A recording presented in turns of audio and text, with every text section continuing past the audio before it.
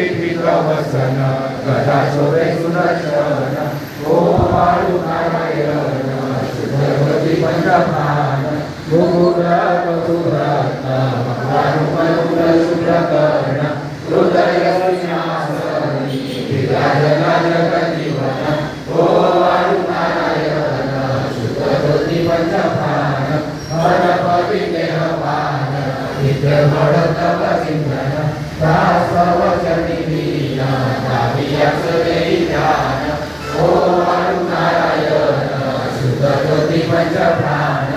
जय जय विजय देवी गायत्री माते सर्वांगे